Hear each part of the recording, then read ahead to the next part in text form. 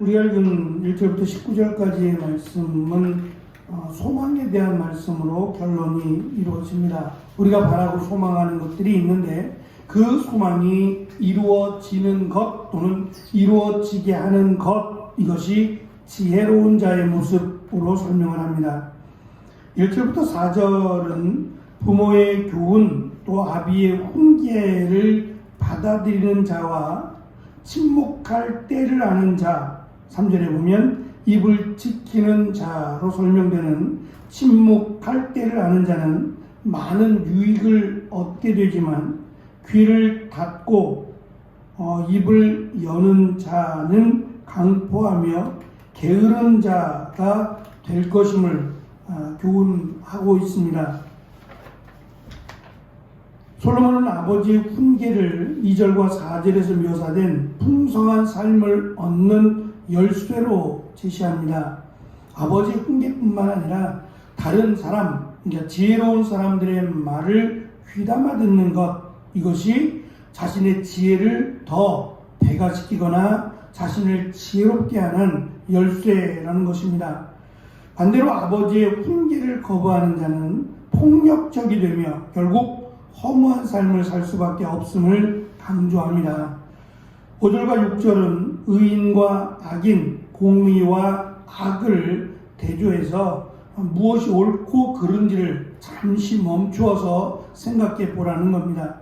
다시 말하면 우리가 세상에 살아가면서 세상의 영향을 안 받을 수 없습니다. 하지만 기준은 하나님이 세우시고 그 기준에 따라서 하나님이 그를 칭찬하시는 삶이 될 것이냐 아니면 부끄러운 삶이 될 것이냐를 결정한다는 거예요.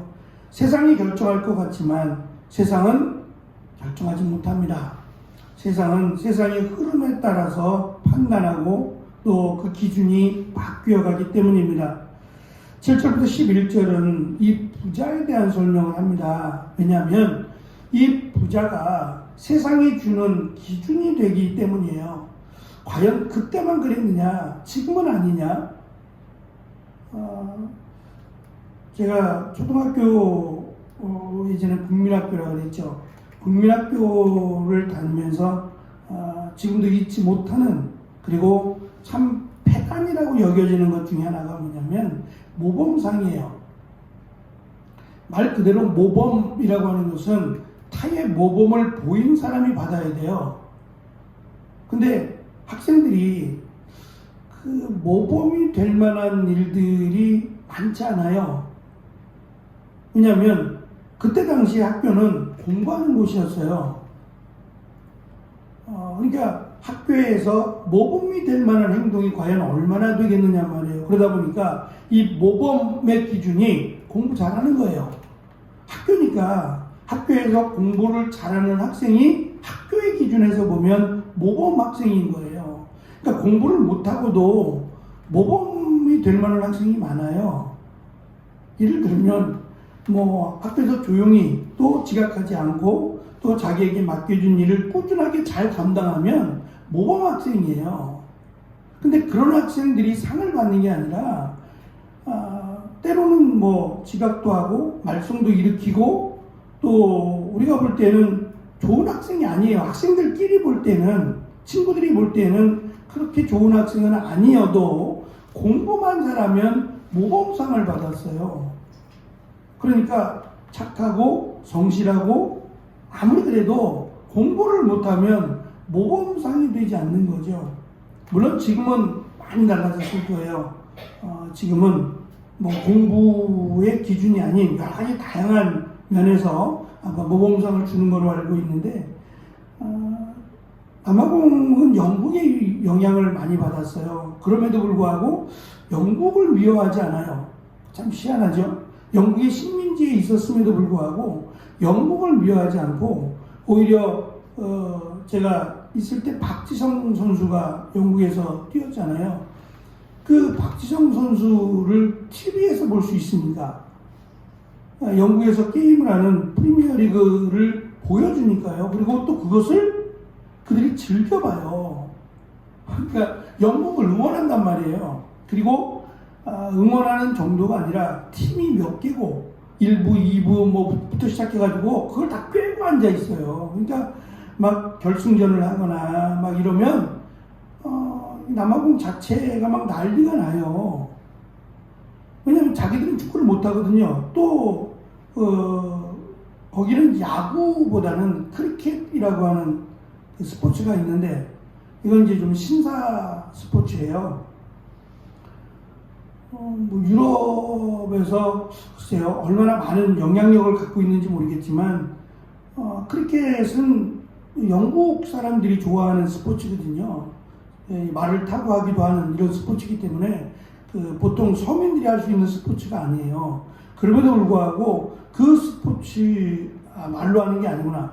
이 야구와 비슷하긴 한데 좀 달라요. 그래서 우리나라에서는 뭐 거의 활성화되지 않는 아주 이색적인 스포츠인데 거기는 아주 활성화되어 있어요. 오히려 야구보다 더 많이 활성화되어 있는 스포츠입니다. 그만큼 영국에 대한 영향력이 크고 또 좋아해요. 영국을 좋아합니다. 참 이색적인 표현, 이색적인 모습인데 그러다 보니까 이 학교 자체도 그 영향을 많이 받았어요. 그러니까 장점도 있겠고 단점도 분명히 있을 텐데 그들은 그 교육적인 면에서 좋은 문화를 받아들이게 됐던 것 같아요. 그래서 아이들을 볼 때 이 선생님의 권위에 대해서 제가 굉장히 놀라기도 하고요. 심지어는 가정통신문을 아이들이 초등학생 때였으니까 깜짝 놀란 것 중에 하나가 가정통신문을 이렇게 적어오거든요. 칠판에 선생님이 적어주면 이제 그거를 적어와요. 아이들이 적어와서 보여주는데 가정통신문에 선생님 선물을 사오라는 거예요. 얼마나 놀랐겠어요. 대놓고 선생님 선물을 사오래요. 뭐 이런 놈의 나라가 다 있나. 그러면 이제 우리 고민은 얼마짜리를 사야 되나.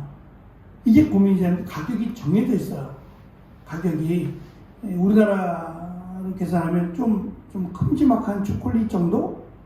한 2, 3천 원이에요. 그거를 사오라는 거예요. 2, 3천 원 정도 되는 선물을 사오고 선생님에게 쪽지 편지를 쓰라는 거예요. 저는 이게 제가 다녔던 초등학교에 대한 아픔? 저는 나름 참 성실하게 학교를 다녔거든요. 공부를 못해서 그렇지 성실하게 학교를 다녔는데 한 번도 모범상을 받아본 적이 없어요. 그러니까 그 아픔에 대한 나름의 상처가 있기 때문에 좋은 기억이 아니에요. 근데 무슨 초등학교가 여기는 외국이니까 이게 가능한 거야? 처음에는 이 긍정적으로 보기보다는 부정적으로 이 부분이 다가왔어요. 선생님 선물을 사오라고 라고 하는 부분이 나름 충격이었어요. 그래서 선배 목사님, 먼저 이제 유학을 갔던 선배 목사님 전화를 했죠. 웃으면서 하는 말이 나도 그랬어. 웃으면서 나도 그랬어 라고 하면서 그 취지를 설명해 주는 거예요. 듣고 나니까 당연한 일 아니에요. 선생님 생일을 아이들이 챙긴다는 것은 선생님으로부터 교육을 받는 제자의 입장에서는 지극히 당연한 것이고 뭐 선물해봤자 2,000원, 3,000원인데 그게 그렇게 부담스러운 건 아니잖아요. 1년에 한 번인데 그리고 아이들이 당연히 선생님의 생일에 대해서 선생님 감사해요 라고 편지를 보낼 수 있는 스스로 인지하게끔 하는 것도 좋은 교육이라고 생각했어요. 당연한 교육이고 합당한 교육이다. 또 한편으로는 선생님의 권위가 제가 이제 그때 아마 비자를 학업 비자 취업 비자가 아닌 공부를 하러 갔으니까 스터디 비자를 받고 갔는데 그 스터디 비자를 그때 2년짜리를 아마 끊어준 것 같아요. 근데 제가 거기서 공부하면서 2년 내에 끝날 리가 없죠. 그 2년이 만기가 다 찼어요. 그래서 비자국에 가서 학생이다라고 이야기하고 비자 연장을 하고 싶다라고 했더니 학생들의 경우에 대학생들의 경우에는 교수님들의 추천 얘는 공부를 더 해야 된다라고 하는 사인을 받아와야 된대요.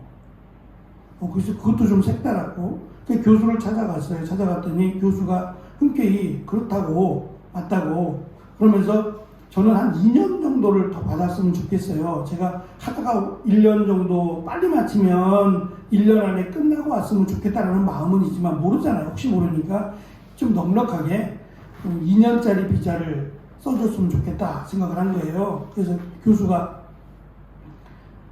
저는 이제 한 2년 정도 뭐 빨리 끝내고 오면 되고 남으면 그냥 버리면 되니까 2년짜리 비자를 써줄 수 없느냐라고 했더니 교수가 그냥 1년짜리 쓰라고 1년 하라는 거예요.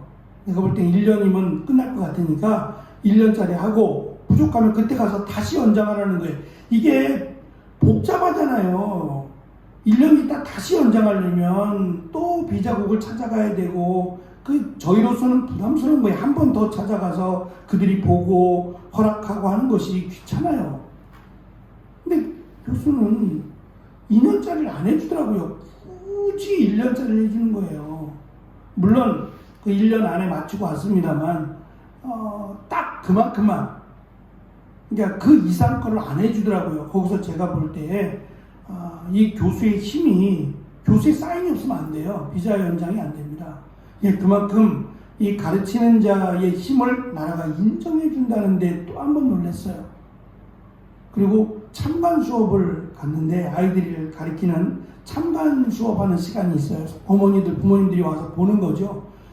저는 깜짝 놀랐어요. 지금 우리가 살고 있는, 물론 벌써 꽤 오래전 일이긴 하지만 지금도 그럴까 싶은데 그럴 것 같아요. 선생님의 권위가요. 선생님이 딱 한마디 하면 아이들이 떠들질 않아요. 그리고 이게 떠드는 아이는 밖에 가서, 우리 옛날 복도가 손 들고 있었던 것처럼 손 드는 건 아니지만 밖에 가서 서 있으라고 해요. 그리고 선생님의 이 가르침의 권위가 상당하다는 걸 제가 느꼈어요. 근데 이 나쁜 게 아니라 맞잖아요. 배우는 아이들에게 있어서 선생님의 권위는 당연히 있어야 돼요. 그래서 제가 여기 교육은 그래도 아직은 살아있구나라고 하는 것을 깨닫고, 특별히 제가 이 모범에 대한 말씀을 드렸는데, 이 다양한 모범상을, 예를 들면 얘가 친구들을 잘 도와줘요. 그러면 이 도와주는 것으로 모범상을 받아요. 운동을 잘하면 그 운동에 대한, 농구를 잘하면 농구를 잘하는 것을 통해서 모범상을 받고, 다양한, 꼭 공부만이 아니라 다양한 부분에서 상을 주더라고요. 저는 그것이 맞다라는 생각을 가졌던 시간이었어요. 이 부자라고 하는 것이 시대를 막론하고 마치 인생의 목적인 것처럼 생각하잖아요. 그래서 지금 이 부분을 7절부터 11절은 부자처럼 보이지만 궁극적인 차원에서 보면 아무것도 가지지 못한 사람이 있으면, 부자라고는 하지만 쓰지 못하면 그는 부자가 아니란 얘기예요. 부자처럼 보이지만 부자가 아닌 사람도 있고, 아무것도 가지지 못한 사람처럼 가난해 보이지만 오히려 그가 부자인 사람도 있다는 겁니다. 부자가 돈으로 보호받을 수도 있지만 가난한 사람은 도둑 맞을 필요가 없기 때문에 마찬가지로 그가 부자이기도 하다라는 것을 강조하므로, 부자는 세상의 기준에서 보면 많은 것을 가진 자라고도 할 수 있지만 그 많은 것 때문에 목숨을 잃을 수도 있고, 그 많은 것 때문에 근심과 걱정 가운데 살아가면 부자는 행복하지 않다는 거예요. 그래도 부자가 되고 싶죠. 하지만 부자가 인생의 목적은 될 수 없다는 것을 강조하고, 9절부터 11절에서 교훈하고자 하는 것은 진정한 재물은 순수한 삶과 인내하는 정신에서 나온다라는 것을 강조합니다. 그리고 마지막, 이 소망이라고 하는 것은 부자가 되기 위한 소망도 소망이 될 수 있겠지만, 이 소망은 세상에서 근면과 노력으로 부자가 될 수 있다. 부지런하고 또 열심히 노력하면 부자가 될 수 있다라고 설명을 합니다. 그러나 솔로몬은 세상에서 말하는 근면과 성실이 부자가 되는 방법으로 말한다면, 솔로몬은 자기가 하나님을 믿는다는 전제 아래 지혜 있는 자에게서 교훈을 배움으로 소망이 이루어진다라는 것을 강조해요. 그러니까 이 물질보다 사람이 귀하다는 거예요. 특별히 자신에게 권면해 주는 다양한 사람들, 부모의 훈계뿐만 아니라 다양한 사람들의 말을 귀담아 듣는 것이 지혜로운 자이고, 그가 부자가 되든 간에 소망을 이루게 된다는 것을 강조합니다. 히든 피겨스라고 하는 영화가 있습니다. 1960년대를 배경으로 한 미항공 우주국 나사를 배경으로 한 영화입니다. 이때는 아직 흑백이 존재했던 시대입니다. 거의 끝무렵인데요. 여전히 이 흑백이 존재해서 버지니아주에서 이루어지는데, 거기에는 백인학교, 흑인학교, 백인병원, 흑인병원, 심지어는 백인이 타고 가는 차, 흑인이 타고 가는 차가 나눠져 있었어요. 이렇게 흑백이 명확하게 존재하던 때에 가장 인텔리들이잖아요. 미항공 우주국이라고 하는, 그래서 소련에서 가장 먼저 이 우주선을 쏘아 올리거든요. 그거에 대한 자존심이 상했어요, 미국이. 그래서 우리도 우주선을 쏘아 올리자라고 할 때입니다. 근데 이때 이제 이 흑인 여자들인데 타고난 수학자가 있었어요. 몇 명, 엔지니어도 있고 수학자도 있고 여러 가지들이 있는데, 이들이 그냥 마치 커피나 타고 잔심부름이나 하는 천재들인데, 잔심부름이나 하는, 왜냐하면 흑인이라는 이유만으로. 그래서 심지어는 이 미항공 우주국이라고 하는 건물들이 많겠지만 정말 최고의 엘리트들만 모인 그곳에서 커피가 2개가 놓여져 있어요.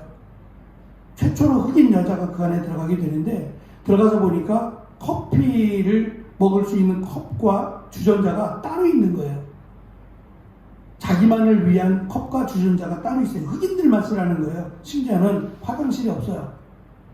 그 건물 안에는 백인들만 위한 화장실이 있어요. 그러니까 흑인을 위한 화장실은 다른 건물에 멀리 영화에 의하면 20분이 걸려야 되는데요. 화장실을 가기 위해서 20분을 가야 돼요. 그러니까 왔다 갔다 40분인 거예요. 그러니까 같이 일하는 사람들이, 저 아가씨는 뭐라 그래야 됩니까? 저 연구원은 자주 없어진다는 거예요, 자주. 그것도 잠깐이 아니라 40분씩을. 그러니까 이 여자가 화장실에 갈 때 서류를 들고 가요. 화장실을 가면서도 20분이니까 서류를 봐야 되고, 오면서도 봐야 되고, 앉아서도 봐야 되고. 그러니까 무거운 서류를 들고 40분을, 예? 또 화장실을 자주 가야 된다면 몇 번이나 가게 되겠어요. 근데 이걸 말할 수가 없는 거예요. 그래서 사건이 터지게 됩니다. 사건이 터지면서 거기서 이제 연구원의 높은 지위에 있던 사람이, 워낙 천재니까 이 아가씨가 워낙 천재고 이 아가씨로 말미암아 결국은 성공을 해요. 우주선을 쌓아 올리게 되는데, 찾으니까 없는 거예요. 왜 이렇게 자주 없느냐고 이야기하면서 발단이 됩니다. 그러면서 그가 백인 화장실에 걸려있는 이 편말을 부셔버려요. 부셔버리시면 이런 말을 합니다. 여기 나사에서는 우리 모두 같은 색의 소변을 본다. 여기 나사에서는 흑백의 논리를 인정하지 않겠다는 얘기예요. 그래서 화장실, 백인들만을 위한 화장실을 다 없애버립니다. 없애버리고 화장실은 여자만 있다. 흑색, 백색이 아니라 남자와 여자만 있다. 결국 영화가 강조하고자 하는 것은 이 숨겨진 영웅에 대한 이야기예요. 흑백 논리로 미국은 성장할 수 없다는 거예요. 흑백 논리가 존재하는 한 미국은 결코 성장할 수 없다. 이것이 부서지고 그냥 남자냐 여자냐 의 논리만 있어야 한다. 그래서 결국은 미국이 우주선을 쏘아 올렸다는 이야기를 하고 있습니다. 우리 말씀에도 있지만 귀가 열려있는 자가 지혜로운 자이고, 다른 사람의 교훈, 다른 사람의 말을 듣는 자가 지혜로운 자이고 소망을 이루는 자라고 솔로몬은 강조해 줍니다. 과연 솔로몬이 그랬을까? 솔로몬이 선지자의 말을 또는 다른 사람의 말을 귀담아 들었을까? 왕이었는데 말입니다. 절대 권력을 가진 다윗의 아들로 살아가면서 과연 솔로몬의 인생을 놓고 보면 그랬을까? 잘 아니었을 것 같아요. 아니었기 때문에 더 이렇게 강조하고 말할 수 있었던 것 같아요. 그렇다면 우리도 살아가면서 아무 말이 아니라 지혜로운 자의 말, 나를 사랑해서 권면해 주는 그 권면의 말을 듣는 자가 지혜롭고 소망을 이룰 것이다 라고 하는 이 말씀을 우리가 귀담아 들음으로 우리의 소망이 하나님 안에서 아름답게 이루어지는 귀한 삶을 살아가는 우리가 되어지기를 축원합니다. 기도하겠습니다.